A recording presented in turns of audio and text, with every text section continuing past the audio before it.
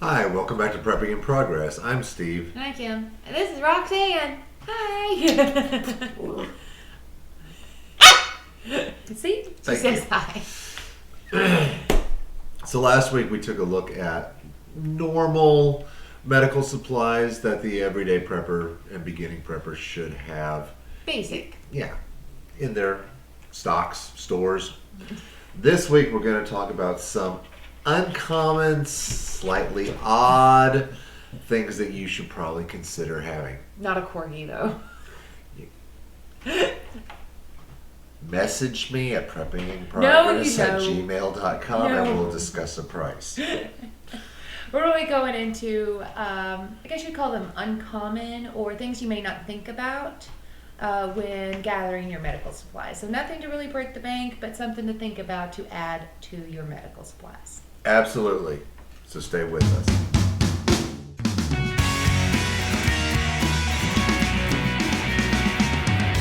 Numero uno. Number one. Number one, this is a thermometer. Now, not your regular. Now, we have a regular thermometer, an electric thermometer. I don't know why that's hard to say. But I wanted to make sure we picked up a non-battery operated mercury thermometer to have. Now, you may not think about it and you say, well, I have thermometers in the house, but most of the newer ones nowadays are electric and Battery battery powered. operated. So I wanted to make sure we had one that was off-grid. Look, whether you're worried about an EMP or you're worried about being in a power down situation, or like some of our viewers, you know who you are, living up in Alaska where it's cold and cold saps batteries. Or just you're worried about the batteries going out in one. You want one that you can use over and over again, that it's not dependent on if the batteries are working or not. And so having one less thing that may end up using a battery. A very basic, we picked this one up at Walmart. So let me see if I can show you. Yeah, we just picked this one up at Walmart. They're inexpensive, easy to find, basic, Old school mercury thermometer. I don't know why I have such a hard thermometer. Thermometer. I should say it like the word thermometer. There's actually an even older way of checking a temperature. Oh, yeah, I know this one. You gotta, So that would be number one. or like my mom used to go, yeah, you're about normal. Just making sure your lipstick didn't stick. You're good. Okay. All right, guys, number two, dos. Dos. Dos is oral care. Taking care of your mouth. Did you know that, maybe you were the one who told me that constant oral pain, even just a minor inconvenience, can actually increase depression in a person? Mm-hmm. So, first what we have here is just a standard little oral kit. It's got a mirror, it's got the hard pick, large and small, and then the soft pick. Just getting that food out from in between your teeth, taking a quick pick at some of the plaque that gets. Yeah, because they even have if you have a dental hygienist that happens to be part of your team, a simple little kit like this can do a lot of preventative maintenance on your teeth. This one, like I said, another Walmart pickup really quick. Like I said, get a better look at that. It's just a basic little kit that if you've got any kind of fillings that may be out or something happens to your tooth, or if you need an extraction, like I said, you got the mirror, you've got picks. We also picked up The cool stuff. we got this kind of pain relief for oral pain relief, antiseptic for your mouth. Mostly, if you've got anybody that's had a toothache knows what kind of pain and how distracting and how, he's seen me absolutely incapacitated from a toothache. Not being able to function because of a bad toothache. It can really knock out a team member. So if you've happen to have, like I said, a dental hygienist or a dentist on your team, these are great. They also, we haven't picked up yet, but it is on our list of things to get. They had a filling repair kit, a temporary filling repair kit at Walmart, and I'm totally going to get one, just because I do have lots of fillings. I think everyone with modern dental care has fillings. I've got silver and junk and in these my are mouth. just if a filling chips or something like that. It's supposed to be temporary till you can get to a dentist, but at least it's preventing anything from getting that nerve or whatever that could be still exposed, being open to the, to the elements, to everything, your food, everything, to infection. But you have to say pain relief and a way to make sure you can clean up your mouth. It may not be on everybody's top list, but if you have ever had a toothache that is taking you down, you know how important these are. So I've had that, so that this is kind of on my top list here, is take care of your teeth. And like three. Tres.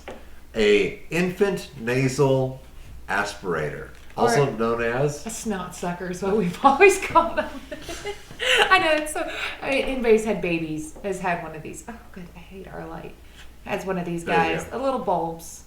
But you were telling me different ways. Like I said, I've always used them. Like I said, if you had infants that had stuffy noses, we'd use them to clear the airways for infants, for toddlers even, to help clear up their airways. But you were telling me a way to use these with wound care. Yes. Look, we usually, like especially with the throat, if it's got blood coming into it or something, we have on the ambulance it looks like a huge, almost a pump that you would stick down and squeeze and then let out, and it's a manual suction if you don't have your regular suction working, your powered suction. These will work. It's not great. The hole is small, but it is an option. It's an option if you have something lodged inside and you need a wound and you need to suck it out. If your throat is occluded by food or something, it can be used. Mucus or anything like that help with? Or you can do your best, but the thing is that's not a curved. Ah, gotcha. So, I mean, it's mostly what you can see and maybe just at the base of the tongue. Now, what about reversing it and actually using it to debride and actually like sucking up water and using it, or like you could solution to spray out a wound or something like that? If you didn't have a syringe to do that with, yes, that would be feasible to do. Okay, so multi-use. Very multi-use. Okay, so keep those around. Like you might not have thought about it. Goodness, I hate our light. We have a terrible light. But I want to complain about that until I hold it like this, maybe way back against the black. There we go. But a multiple use tool to keep in your medical kit that you may not have thought of, but they really come in handy. Especially if you do have little ones, because that's what it's meant for. So yeah. But you can use it for other things. But don't forget to sterilize them between uses. Definitely keep them clean. Wash it, boil it, Yeah. All right, one of those unusual items that we were talking about that you may not have thought of is one of our family favorites.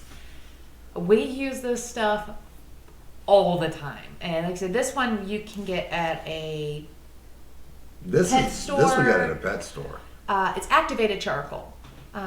You can also get the capsules at Walmart as well. It comes like a little pill capsules, and we've broken those apart to use those. But these are the granules that you would have to grind up. You're going to need a mortar and pestle for this stuff. It is a little rougher than your normal powdery charcoal. I mean, even just with my hand, it will break down. But it's better to use like a mortar and pestle to grind them up into a nice powder for a couple different reasons. A lot of people use this for their water purifications, but believe it or not, we use it in our medical supplies quite often.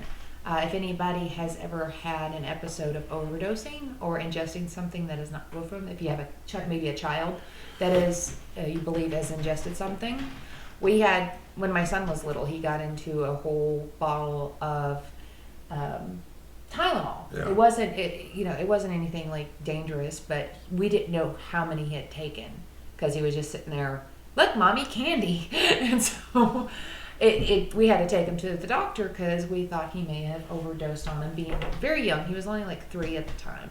And so we were kind of worried about how many he had actually ingested. So he had to go have a charcoal drink, which he did not appreciate at all. But if somebody does ingest something, it won't fix all ODs. it won't. But it is a standard, right, for some like Alka-Seltzer, It is very bindable too. Okay. And on a molecular level, the toxin sees it and goes, ooh, 5 places to bond, and it will bind there, and then Disclaimer right quick, entertainment purposes only. We're not here giving medical advice. We're telling what we have done with our family, but that's our disclaimer. But basic chemistry, guys. Look up the molecule, look up what binds to it. Yeah. Okay, because I'm not going to give you a list of which drugs and other things will bind to activated charcoal. I will say, I use this when I'm out of Alka-Seltzer. we have also used this, believe it or not, on wound care. Poultices. I don't know if you've ever made an activated charcoal poultice. If you haven't, we should totally do a whole video. Please let us know if you want to know how to make an activated charcoal poultice. We have used them. I can't count how many times we've used them. Mainly when we didn't have healthcare insurance and we had to do lots of home remedies and to take. Steve actually got bit by a brown recluse. I'm not saying this will work for everybody because he went through a lot more steps than just that. But part of the treatment plan to help draw out some of the poison that was in there was putting a activated charcoal poultice onto it. We have treated our daughter's ear infections. Numero 5. Charcoal was 4. Cinco. We're looking at burn gel relief cream. Good thing to add. Hi, Corgi. My daughter's over there holding the Corgi, waving at us. Burn gels. Bunch of different kinds of burn gels, burn sprays, mostly for your basic burn. I hate to go. What'd you call it? First to second degree burns. First to second degree Okay. burns. Second's a lot worse, and I wouldn't recommend just pain care, but yeah. Okay, a lot of the spray on with pain relief they have for burn reliefs, probably not as far as second degrees. You may want to treat that a little bit more aggressively. Sunburns, very, very bad sunburns, can happen quite easily, especially if you're doing a lot of outdoor work. We're talking SHTF type situations. If you're going to be doing a lot more outdoorsy work, sunburns are going to be an issue. Sunburn is usually a first to a second degree burn. Yeah, I've seen some. I've had second degree. Third degree is usually down to the bone. Creams. Not going to do the trick. This stuff will not touch it. Okay, let's just be honest. The active ingredient in this is 0.5 or 5% lidocaine. Okay, that's all it is. It's going to help with a lot of the discomfort of a burn. But one of my absolute favorites, we don't have it on the table because it's outside, In my your new office, and we'll film out there at some point. is an aloe vera plant.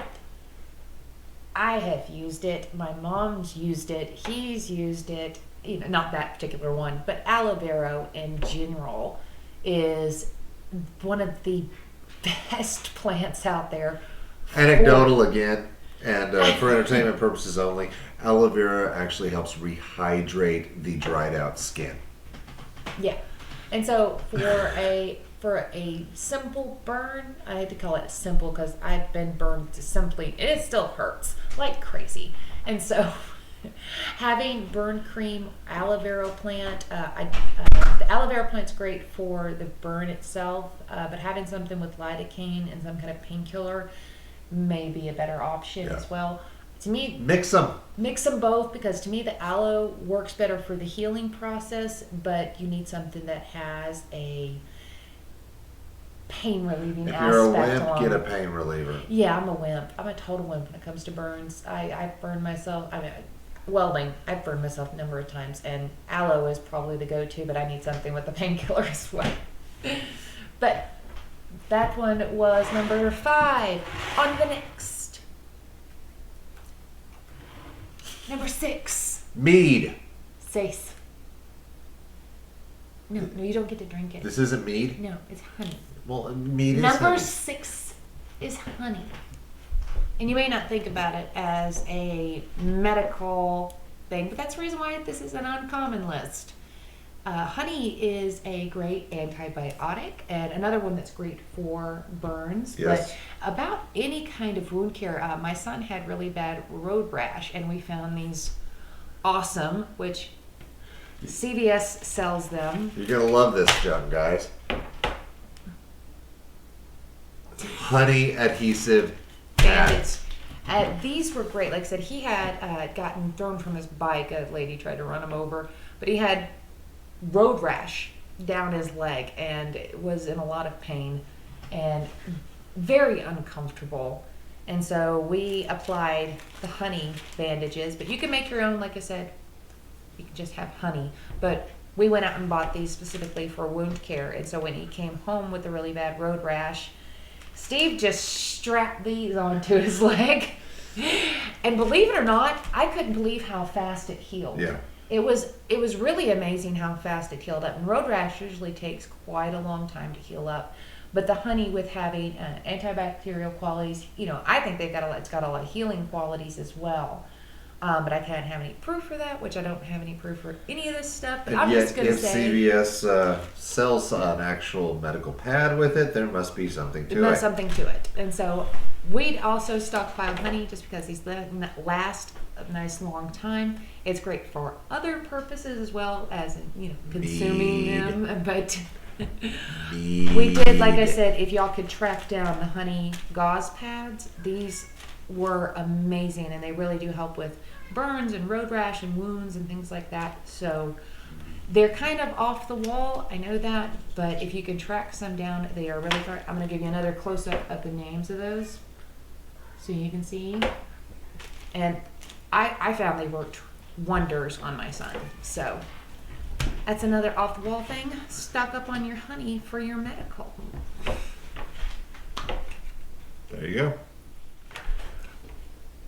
Siete? 7. Sanitizer. Industrial strength sanitizer. Concentrated sanitizer. This is a kitchen primarily sanitizer. It's used in daycares and other things. Yeah, we picked this up at Sam's Club, so you're going to be mostly using it. Your people that work in kitchens, daycares, things like that. What else? Salons. But mostly where people get together at. Yes. But sanitizer, especially like this, we got this. This is a concentrated. So how many did you say? It made 128 gallons. Yeah.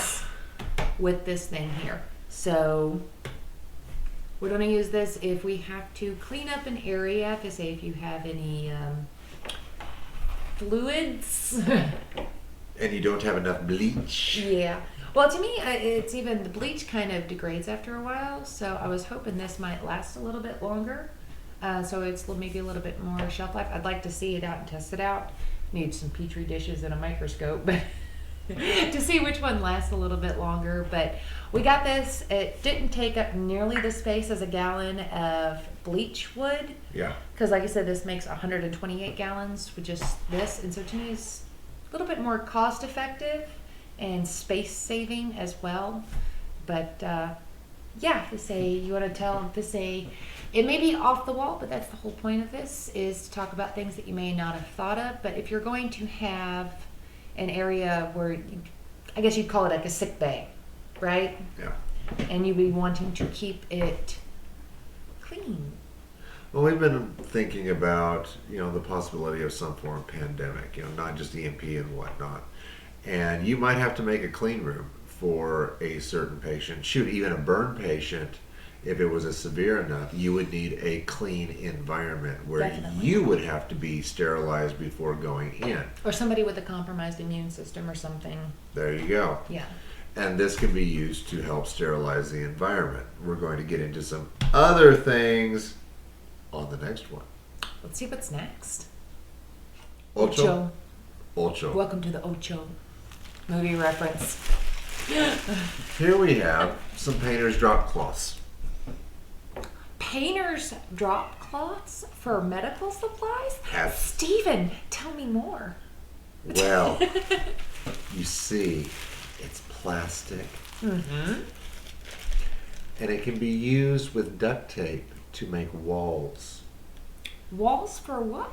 Well, we just mentioned a clean room to keep a sterile environment for, say, a burn patient or someone with a virus or a communicable disease, right? Mm-hmm.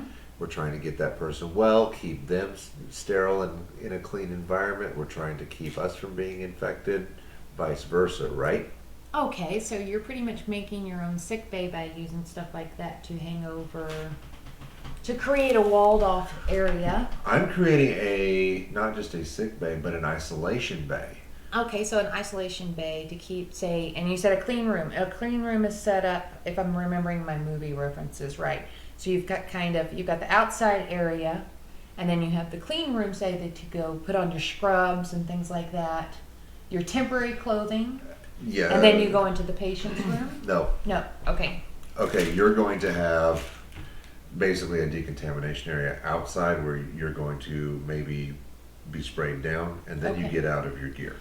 You're going to put on your gear, you're going to walk into a first room, and then they're going to seal that up behind you. Okay. Then you go into a second room, and that would be an airlock, for lack of a better Okay, idea. but you can use the painter's drop cloths to create those different kind of channels. Yes. You would also put this, say, over, if we were using a bedroom as the facility, you would put this over the air vents for the air Oh, conditioner. I didn't even think about the air vents. You would put this over the windows. Okay. Let's say a window has a crack in it. You're sheltering in a abandoned structure. You're going to use this as a sealant for that window. And then you're going to put it on both sides so it doesn't get pushed in by wind and torn off. Makes sense. Or even if just a window is broken in your own bug allocation. Correct. Okay. So, But when you leave the safe environment, if the communicable person is inside, Okay. let's say it's someone with a weird flu, Okay. bird flu or whatever. you're having to isolate them. Yes, Darn corgi. you're going to leave, go through the first Mm-hmm. airlock, and then that's where you're going to maybe have to strip, have your stuff bleached, then brought out and burned. Okay, then so come out. disposable scrubs probably need to be added to this list as well. It is possible. There are several different formulas for entry and exit into a area, but that's the basic premise of why you would need drop cloths.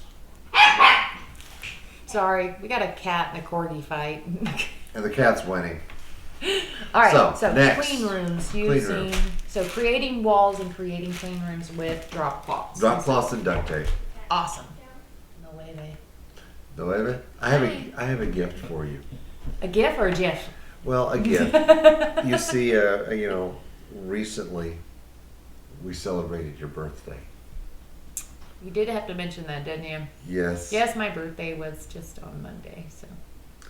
And I wanted to do something special for your birthday. And I was looking around the preps, and You know, I've never hit you. In 10 years we've been together. The streak may be over. Well, I just want you to know Yeah, that it's over. we recognize that you're getting older. Yeah, it's over. We recognize that you're getting older, and we recognize that you're going to be needing this more. And so, happy birthday. If there's any single guys out there, just prepping in progress. at gmail.com, just put in there, attention, Miss Kim. Yeah, then Steve will hunt you down. Please include Name, address. name, address, social security number, and at least 2 credit card numbers. Okay. For the background check, of course. Number 9 is, we brought a cane out here because we haven't gotten crutches yet. So we're hopefully going to get crutches here soon. We've been looking for... The crutches are at the bug out location. Oh, I forgot about, we did have that. We have a Yeah. wheelchair up there as well, don't Yeah. we? Yeah, we have a wheelchair and we've got crutches, but we have a cane down here because our son actually hurt his foot. And I talk about my son all the time because he's always getting hurt. You know, boys, they're hard to keep alive. He actually hurt his leg, and we ended up having to use a cane for a while to help Yep. him get around. Just to have something so he can stay at least semi-mobile. He wasn't bad enough to need crutches, but he just needed something to help With the weight. with the weight, yeah. So he didn't have to put as much weight on it. Same thing if you have somebody who gets hurt or is recovering, getting back up on their feet, or not yet. You can have stages. Like I said, we've got the wheelchair to the crutches to the canes. So depending on where you're moving towards, if you've got somebody who's severely injured and can't move around outside of a wheelchair, or somebody say it's got a broken leg and they need the crutches, or if somebody's just got a really bad gash or sore. Or if she's getting older and more decrepit. Prepping in progress. gmail.com. You know, she'll You gotta go, be at least 6'2". she might go to the cane and then eventually to the wheelchair and then the grave. You know he's older than me, right? You see this kind of treatment I get. Seriously though, having a way to keep people mobile, even in a limited capacity, can keep them still feeling quite involved into the community. So you don't want them feeling like an invalid just because, say, they have an injury in their foot, or just like he had it, where his leg was very sore, dislocation that could lead to tenderness, and you don't want them putting the full weight on it yet. A number of different things can happen where you need somebody to just take it easy, but still wants to get up and move around. So make sure you have ways for them to do that. And like I said, this one we got one modern, and it can be adjusted for different sizes. So And I mean, you know, your old style simple wooden canes, $2 yard sales. And same thing with crutches. A lot of people get crutches and never use them again and throw them away, get rid of them. I mean, you go to the ER, you get treated, they give you a pair of crutches, and then your insurance gets a $75 charge. Yeah, and you never use them again once you're better. So people are always getting rid of crutches. We've seen many of them at auctions and yard sales and things like that. So they're easy to come by. Same thing with canes. A lot of people use them. I hate to say it, we go to a lot of estate auctions, and there's quite a bit of Medical supplies. medical supplies. IV poles and whatnot. Yeah, so we keep an eye out for things like that. I hate to say it, but they don't need it anymore. And the family probably doesn't want to see it anymore. And they don't want to see it, yeah, but it's an easy way to get medical supplies. So. Number 10. She hit me. And I hurt myself. I'm good. All right, guys, number 10. Slings and braces. But you were trying to do my finger one. Is it still over there? Ay, ay, ay, ay, ay. Ay, ay, ay, ay, ay. Did you lose it already? Oh, well. It happens. Finger splints. We have one. You're going to need this. You're going to need this. So, yeah, go ahead and get used to it. But no. Where's your cane? Slings, braces. Somewhere I have one for when I broke my finger, and so having that splinted splints. I know you can make your own, but they're pretty cheap right now. I mean, I don't even remember if we paid just a couple of dollars for my pinky splint when I broke my pinky. Don't ask. I won't tell. Top of the head, guys, hardest part of the body. She swings, drop down, take it right there, you're good. But no, I've hurt my wrist. We've had injuries where we've needed to immobilize the shoulders and the arms and things like that. So these are really cheap, inexpensive things that you may not think about, but I hate to say it, but if you have a injury on the arm and you want to make sure it is immobilized, yes, you can like strap it down with a bunch of different things, but like I said, schmogs, bandanas, yeah, the basic first aid stuff, it will work. But if you have access now and you have opportunity now, why not stock up now? Like I said, at your bug out location, these things are great. Like I said, he said the smogs for if you're bugging out and you need something quick for a quick first aid to immobilize an arm or whatever, those are great. Or creating a splints around a broken finger because you punched somebody in the jaw wrong. Yeah. But at a bug out location, you can stockpile. We've got a number of different sizes we've got ankle braces to wrist braces to, like I said, a broken finger one. A bunch of different kinds to make sure, like I said, I hate to say it, if somebody gets shot in the shoulder. Yeah. The last thing you want them to do is be moving that shoulder, putting any weight on it. You want to make sure you immobilize the whole arm to give it time to heal. So having a sling already ready at the compound, boom, clap, Makes perfect sense. done. And so that way, and like I said, these aren't that expensive. This one's a really cheap one. Same thing with the pinky brace. These get a little bit more expensive. Like I said, I used this one. I don't even remember when I did something to my hand. I can't remember what I did, but I had to wear this one for a while. Johnny hurt his wrist. He did. It wasn't me. It was my son again, breaking himself. 17 years of injuries. We've collected a lot of medical supplies just for the kid alone. And so, but anyways, guys, that's 10 of uncommon things you may not have thought of. If y'all can think of any more, I'm going to try to talk Steve into going to what to possibly do in more advanced. If you have advanced medical training, like him being an EMT, he knows a little bit more. If you've got a nurse on staff, things that they may need just to have at your bug out location. If you have a possibility of, say, you have a doctor who is a neighbor. I know a guy. And so if you have a way to have a personnel who has advanced medical training, what you would put into more an advanced medical kit as opposed to your basic at-home medical kits. So I'm going to try to talk Steve into doing that video because that'll be all him. I don't know when it gets to that point. And so, There you go. I'm already pushing it now, just saying, oh yeah, I once wore a sling. And so,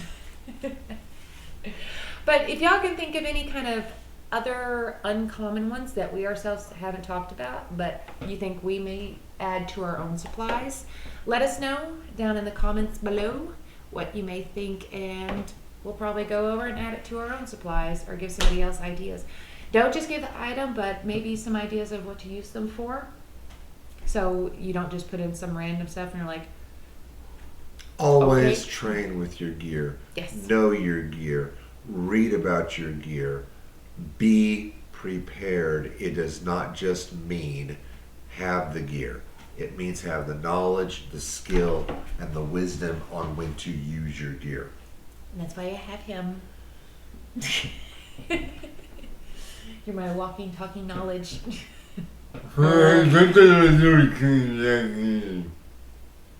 Steve's drunk. Don't mind him. It's okay. Prepping in progress at gmail.com. Well, that's why I do say I'm a retarded EMT. I have not been in the field in a while. I am happy to let the young guys do it. Hey, it's all So, good. But go get them, guys. I'll be in the fire truck watching. thank y'all so much for watching, and I hope y'all like this. And don't forget to do that whole like, share, subscribe thing. Just saying, hopefully we'll be back next week with even more knowledge. There you Because go. it weighs nothing. There you go. All right. Bye, guys. See you soon.